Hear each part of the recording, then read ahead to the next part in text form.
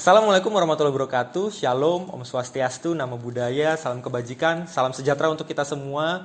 Selamat datang Bapak Ibu pendamping, semoga masih dalam situasi yang sehat dan berbahagia. Perkenalkan sekali lagi, nama saya Barry Michael Kevin.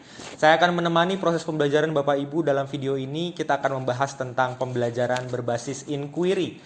Tentu kita akan masih bahas dalam hubungannya terkait dengan video sebelumnya, yaitu tentang pembelajaran berbasis proyek. Selain itu kita juga akan bahas dalam konteks pendampingan calon guru penggerak bagaimana pembelajaran berbasis inquiry dan juga pembelajaran berbasis proyek akan diimplementasikan. Saya harap Bapak Ibu bisa menikmati proses belajarnya dan nantinya pada proses pendampingan calon guru penggerak kita bisa mendampingi calon guru penggerak dengan lebih efektif dan lebih baik. Selamat belajar. Pembelajaran berbasis inquiry artinya peserta didik memulai proses pembelajarannya, menginisiasi proses belajarnya dengan sekumpulan pertanyaan yang dia penasaran atau dia ingin cari tahu.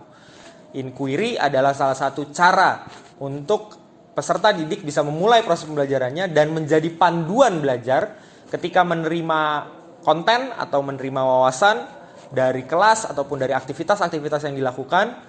Pertanyaan bisa menjadi semacam pagar di mana peserta didik selalu mengkontekstualisasi wawasan tersebut dalam rasa ingin tahu yang ada di dalam dirinya. Inilah yang kemudian akan kita pakai dalam konteks pendampingan calon guru penggerak.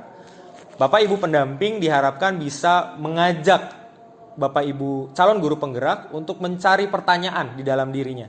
Mencari masalah yang ada di dalam dirinya, kegelisahan yang ada di dalam dirinya yang kemudian nanti akan menjadi titik awal proses pembelajaran itu terjadi.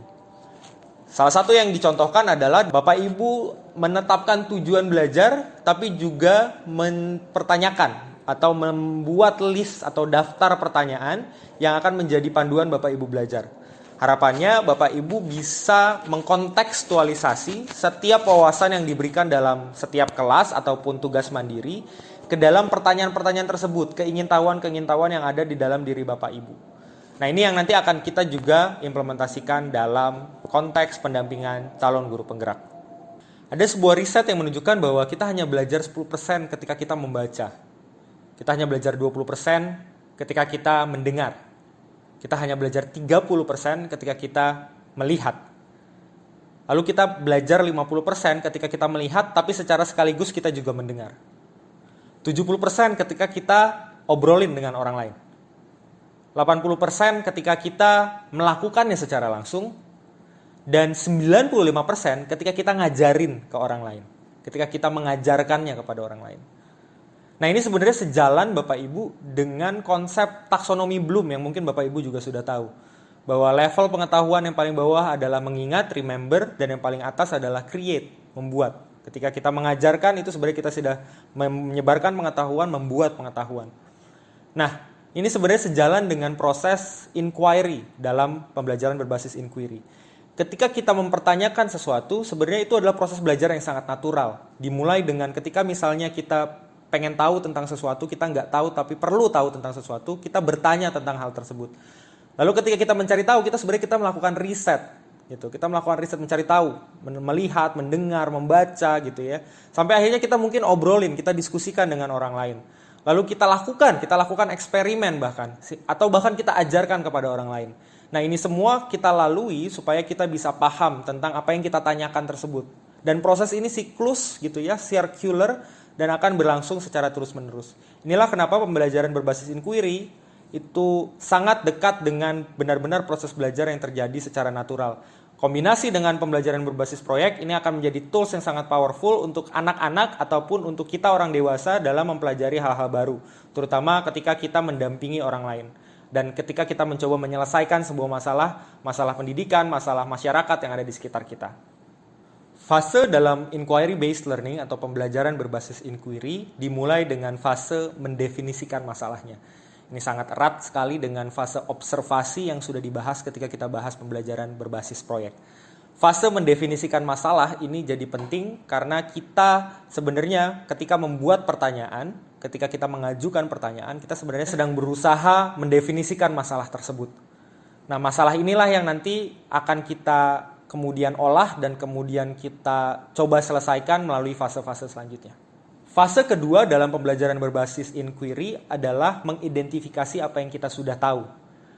Ini penting, kenapa? Karena kita perlu mengaknowledge, mengakui apa yang sudah kita tahu. Pengetahuan-pengetahuan kita, pengalaman-pengalaman kita, wawasan kita, itu perlu diakui dan perlu didaftarkan, perlu di-list, supaya kita bisa mengidentifikasi apa yang sudah kita tahu dan apa yang belum kita tahu terkait dengan pertanyaan atau masalah yang kita ajukan di awal tadi. Fase ketiga adalah mengalokasikan tugas.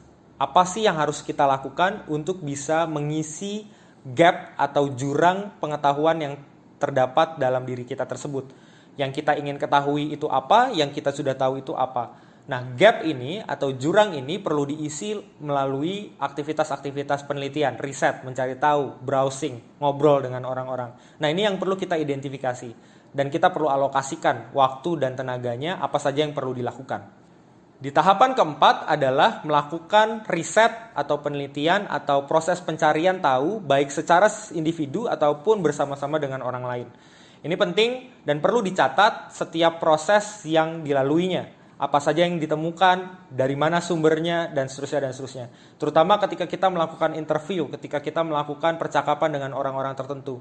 Itu perlu ada pencatatan yang rapi, informasi apa yang didapatkan dan dari siapa. Sehingga nanti ketika kita mengevaluasi dan mencoba mengajukan solusi, jelas proses berpikirnya dari masalah, apa yang kita ketahui, dan hasil dari penelitian atau riset yang kita lakukan untuk mengisi kekosongan pengetahuan atau gap pengetahuan yang tadi kita sudah identifikasi.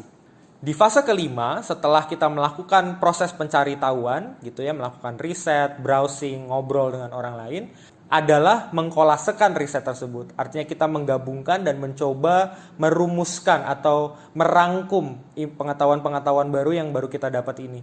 Ini penting untuk nanti kita bisa mengambil kesimpulan ketika kita ingin merencanakan aksi apa yang perlu kita lakukan untuk menyelesaikan masalah tersebut. Fase keenam dari pembelajaran berbasis inquiry adalah mengaplikasikan apa yang baru saja kita tahu, apa yang kita ketahui. Nah, ini terkait dengan apakah kita ingin mempublikasikan dalam bentuk tulisan, atau kita ingin membuat sebuah kampanye, atau kita ingin membuat sebuah program. Inilah fase aplikasi. Dan ini terkait erat dengan fase kedua dari proses pembelajaran berbasis proyek, yaitu adalah fase konsep, di mana kita merencanakan apa yang ingin kita eksekusi, program atau kampanye atau tulisan atau apapun itu. Jadi itu proses pembelajaran berbasis inquiry secara garis besar. Harapannya Bapak Ibu bisa mengimplementasikan dalam proses belajar Bapak Ibu masing-masing sebagai pendamping. Juga ketika mendampingi Bapak Ibu calon guru penggerak, Bapak Ibu juga bisa menggunakan fase ini gitu ya, mengajak Bapak Ibu calon guru penggerak untuk mendefinisikan masalahnya, untuk kemudian mengidentifikasi apa yang sudah diketahui, mengalokasikan waktu dan tenaga untuk melakukan riset, melakukan risetnya tersebut, mengkolase riset atau merangkum hasil riset dan kemudian merencanakan apa yang perlu dilakukan gitu ya, dari segi konsep, lalu mengeksekusi eksperimennya, lalu kemudian merefleksikan kembali. Jadi ini digabung Bapak Ibu ya prosesnya antara fase dari inquiry based learning atau pembelajaran berbasis inquiry dengan pembelajaran berbasis proyek. Demikian secara singkat Bapak Ibu tentang pembelajaran berbasis inquiry dari saya. Saya harap Bapak Ibu bisa paham struktur dan prinsipnya seperti apa dan bisa mengimplementasikannya dalam proses belajar Bapak Ibu pendamping masing-masing dan juga ketika mendampingi Bapak Ibu calon guru penggerak dalam kelompok masing-masing. Semoga Bapak Ibu menikmati proses belajarnya masing-masing dan selalu punya niat dan semangat yang baik untuk bisa membawa perubahan bagi pendidikan di Indonesia. Saya Barry Michael Kevin, Assalamualaikum warahmatullahi wabarakatuh. Sampai jumpa di lain kesempatan.